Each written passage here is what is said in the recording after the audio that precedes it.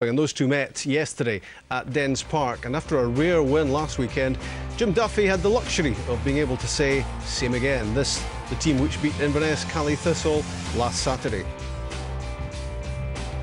One change in the Hearts team, which beat Partick Thistle in the Tennant Scottish Cup in midweek. Lee Miller, on loan from Bristol City for the rest of the season, started for the first time and he replaced Kevin McKenna. Referee Willie Young, best of the action with Brian Etherson. With 2 wins over Dundee already this season, Hearts went to Tayside looking to make it 3 in a row. Dennis Wine is coming close with this chance early on.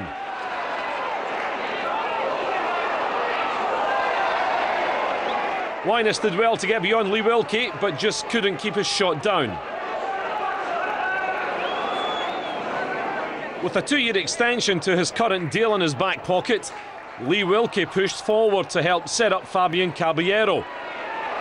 The Argentinian's final effort on the Hearts goal was simple enough for Craig Gordon to deal with. With 2 Hearts defenders closing in on Caballero, he did well to get his shot in target. A slack pass from Craig Gordon and good awareness from Neil Barrett allowed Dundee to snatch possession. Barrett's low cross was then turned into the side netting by Tom McManus. The first-time shot was the striker's only thought. Dundee kept pressing, and this free kick found Lee Wilkie, whose header set up Caballero, and the shot literally trundled into the goalkeeper's hands. Caballero's decision not to play in Neil Barrett perhaps wasn't his best. With chances very few and far between, John Sutton started this move that almost paid dividend. A slick 1-2 between Barrett and Caballero split Hearts wide open, and this little flick from the striker didn't fool Hearts skipper Stephen Presley or Craig Gordon. Sutton almost finished off what he started. 8 minutes into the second half and Dundee got the goal they really deserved. Tom McManus's cross was blocked by Andy Webster. Unfortunately, Jamie McAllister's header fell to Fabian Caballero, and 1-0 for Dundee. It was a welcome goal for the Dundee striker, who hit his first goal since May 2003. A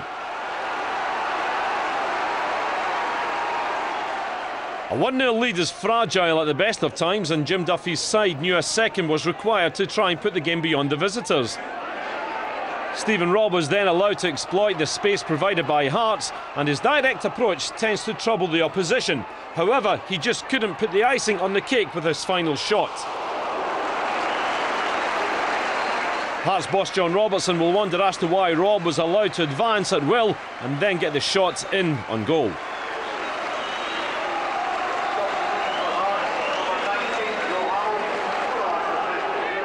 Hearts hit back in the counter. Paul Hartley found Joe Hamill with the long-range pass. Jamie McAllister was then set up by Hamill to provide a deep cross, which Lee Miller knocked down for Joe Hamill to equalise from close range. 6 minutes after the Dundee opening goal, and Hearts were back on level terms. Dundee went looking to regain the lead, and they almost did as John Sutton fired over from close range. Wilkie's header was perfect for Sutton, but the finish wasn't. Robbie Nielsen's long throw helped produce this chance for Joe Hamill, but he couldn't keep his effort down as he fired just over.